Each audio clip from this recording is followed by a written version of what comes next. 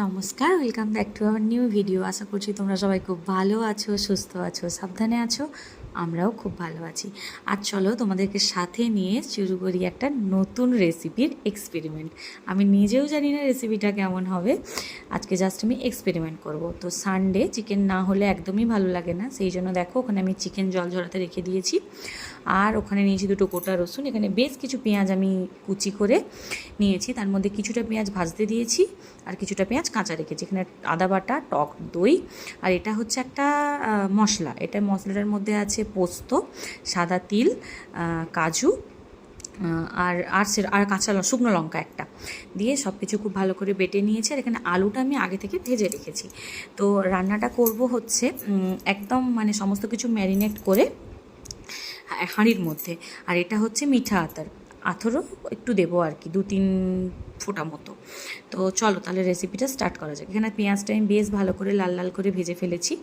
আর এখানে বেশ কিছুটা রসুন আমি থেতো করে নিয়েছি, ওটা আমি দিয়ে দিলাম। রসুন বাটা আমি এখানে ইউজ করছি না, এটা আমি কারোর দেখেছি, শিখিনি রেসিপিটা, নিজের মাথা থেকেই বের করেছি। অনেক রকম রেসিপি দেখতে দেখতে আর একঘেয়েমি ওই চিকেনের ঝোল খেতে খেতে সত্যিই চিকেন কষা, চিকেন ঝোল খেতে ভালো লাগছে না।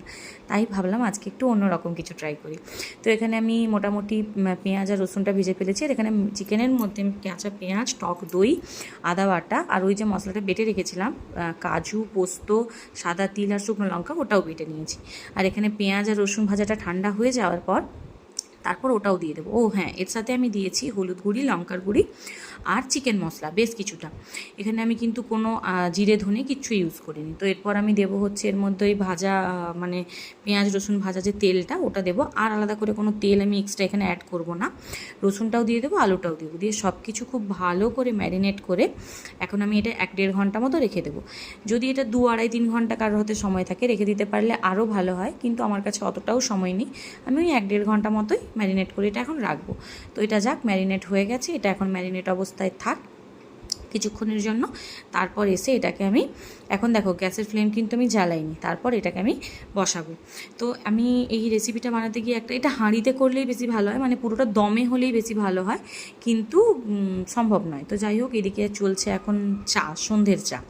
আর এখানে আমি এই গ্যাসটাও অন করে দিয়েছি, এখানে বসানো হয়ে গেছে আমার।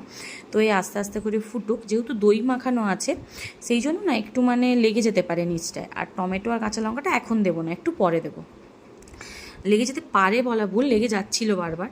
তো তার জন্য আমি কি করেছি, যেহেতু লেগে যাচ্ছিলো আর ভালো মতো মানে আমি নাড়তে পারছিলাম না, সেই জন্য হাঁড়ি থেকে আমি এটাকে আবার কড়াইতে কনভার্ট করেছি। তো হাঁড়িতে হলে বেশি ভালো হয়, আমার একটু হাঁড়িটা একটু বড় নিলে ভালো। তো এখানে কিন্তু আমি কোনো জল অ্যাড করিনি। হ্যাঁ, মশলা ধোয়া